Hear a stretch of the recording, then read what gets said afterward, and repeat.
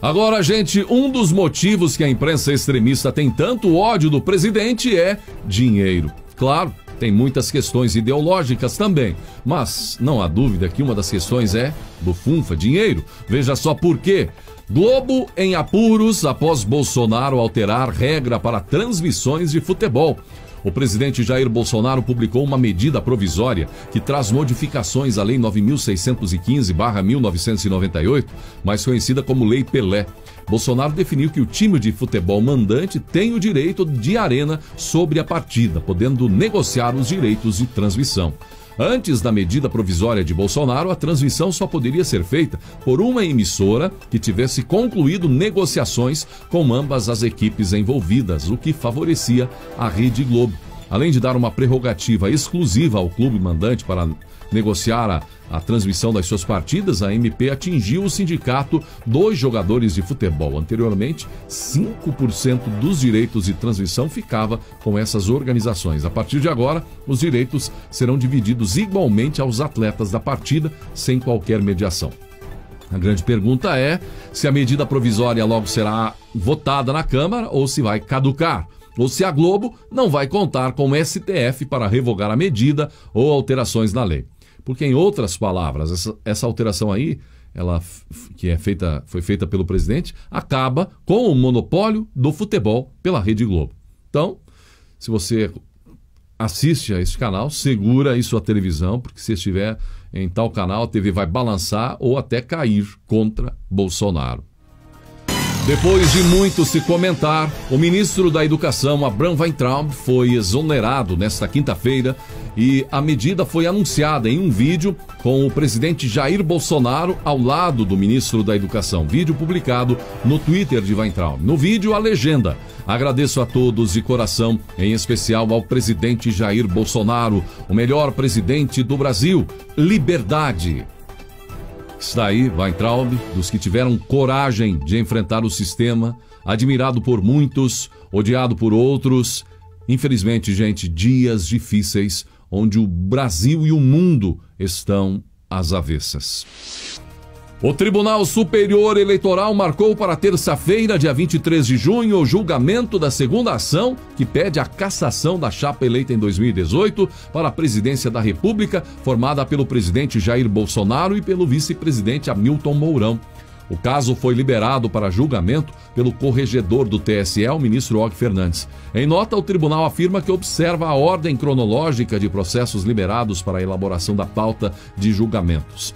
Trata-se de uma ação de investigação judicial eleitoral apresentada pelo PT, que investiga a colocação de outdoors com padrões e mensagens semelhantes em favor da campanha de Jair Bolsonaro em pelo menos 33 municípios distribuídos em 13 estados. Aquelas placas gigantes, apoio que muita gente da comunidade, da sociedade arcou com o custo, e agora o PT está afirmando que aquilo foi ilegal e por isso quer caçar o presidente Jair Bolsonaro e o vice Mourão.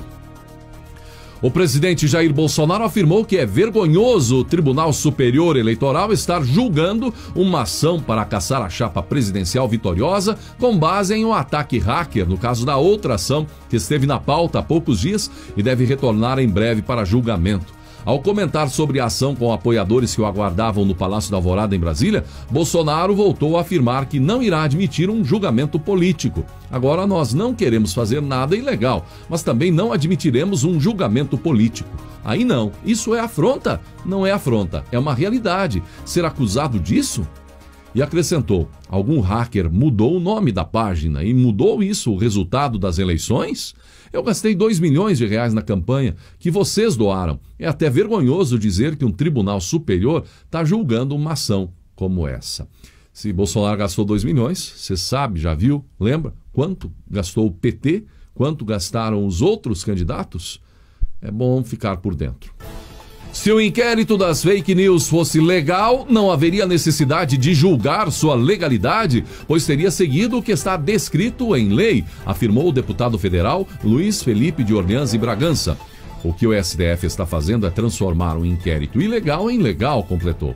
O Supremo Tribunal Federal votou pela validade do inquérito ilegal das fake news. O chamado inquérito das fake news foi instaurado, de acordo com o STF, para apurar notícias falsas, denunciações caluniosas, ofensas e ameaças a ministros da Corte.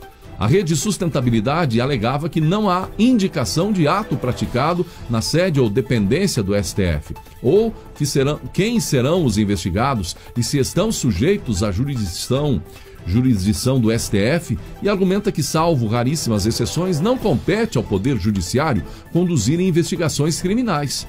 No julgamento, os ministros afirmaram que as investigações são constitucionais. O ministro Marco Aurélio, do STF, criticou pesadamente o inquérito das fake news durante seu voto, que rejeitou a validade e continuidade do inquérito das fake news, embora seus pares, em absoluta maioria, tenham votado favorável ao inquérito. É um inquérito do fim do mundo, sem limites, afirmou o ministro Marco Aurélio.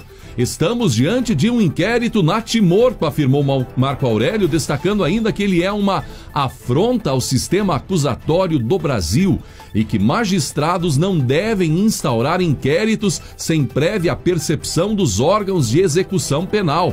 O ministro Marco Aurélio ainda fez críticas pesadas à relatoria do ministro Alexandre de Moraes, afirmando que ele não observou o sistema democrático e criticou ainda o sigilo imposto ao inquérito. Receio muito as coisas misteriosas, disse Marco Aurélio. Ministros devem se manter distantes da coleta de provas e formulação da acusação, destacou ainda o ministro do Supremo. Até então, naquele momento do voto de Marco Aurélio, outros 8 ministros haviam votado, concordando com o voto do relator da ação, o ministro Edson Fachin, que considerou legal e aprovou o prosseguimento do inquérito das fake news. Entretanto, Marco Aurélio destacou no momento uma série de pontos em que considerou a ação ilegal e admitiu os questionamentos feitos pelo partido Rede Sustentabilidade, que critica o inquérito e sua condução de ofício pelo STF. STF julgando, acusando e depois certamente condenando. Resta saber se o ilustre ministro Alexandre de Moraes vai se direcionar agora ao ministro Marco Aurélio e se ele também será penalizado como suspeita de fake news pelo seu discurso na corte.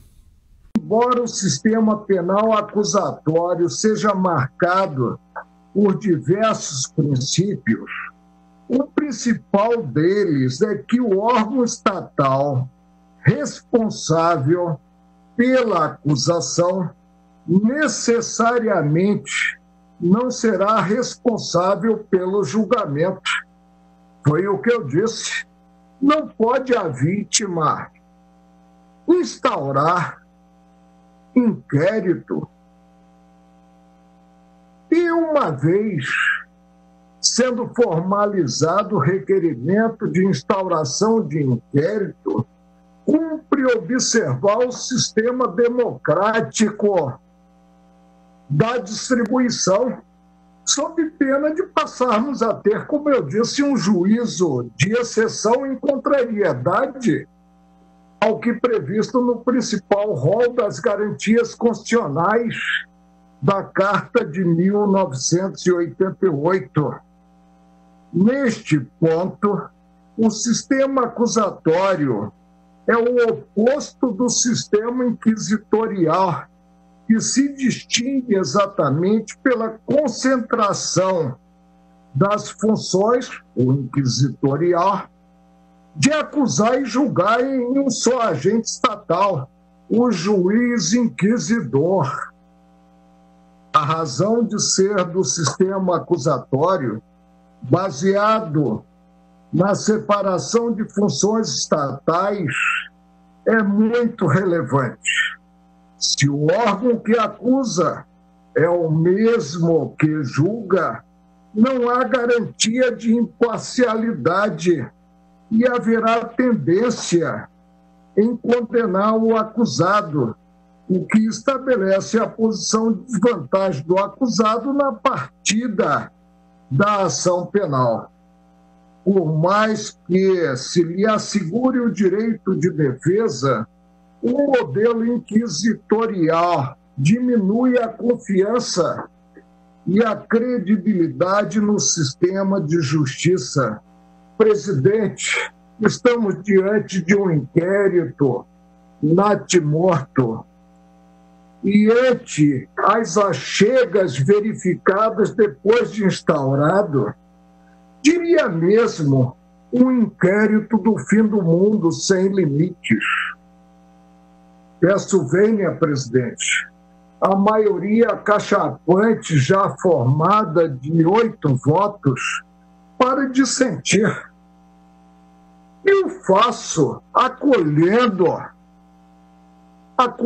o pedido formulado na arguição de descumprimento de preceito fundamental para fulminar o inquérito, porque o vício inicial contamina a tramitação.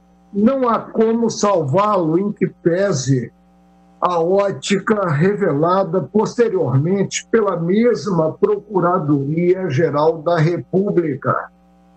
E devo ressaltar que, inicialmente, esse inquérito foi coberto pelo sigilo. Receio muito, presidente, as coisas misteriosas.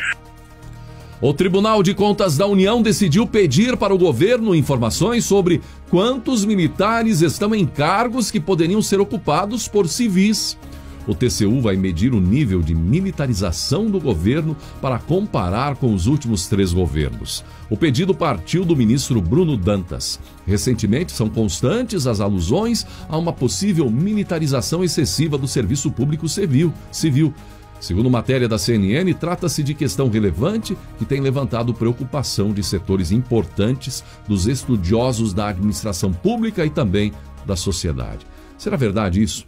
Quais são esses setores? Quais são essas lideranças? A quem preocupa a presença de militares no governo? Quando o PT deitou e rolou com seus cargos para partidos aliados e para a companheirada e afundou estatais como a Petrobras, esses setores da sociedade ou líderes da sociedade tiveram a mesma preocupação? Ao se referir às estimativas não oficiais, Dantas destaca que existem quase 3.000 integrantes das Forças Armadas cedidos aos 3 poderes, dos quais mais de 92,6% estão no Executivo e 7,2% no Judiciário. Para o ministro Bruno Dantas, a utilização de militares em tantos cargos carrega riscos de desvirtuamento das Forças Armadas, que isso pode representar, considerando seu papel institucional e as diferenças entre os regimes militar e civil. Realmente, gente, é espantoso que no Brasil de poucos anos corruptos deitavam e rolavam e ninguém via. E agora, Bolsonaro não consegue dar um passo sem que alguém se atravesse pela justiça à frente dele. E ele, Bolsonaro, é que é autoritário. Bilhões e bilhões desviados do dinheiro do povo têm menos importância do que ter militares no governo. A justiça e o próprio TCU precisam ouvir a voz do povo e não setores que estão alinhados à esquerda, que o que mais querem é derrubar o presidente. Ouvir a voz do povo! Vox Populi, Vox Dei, senhores da justiça e da fiscalização. E dizer isso com a devida entonação que o brasileiro gostaria de dar é fake news? Falar a verdade, cobrar, é fake news?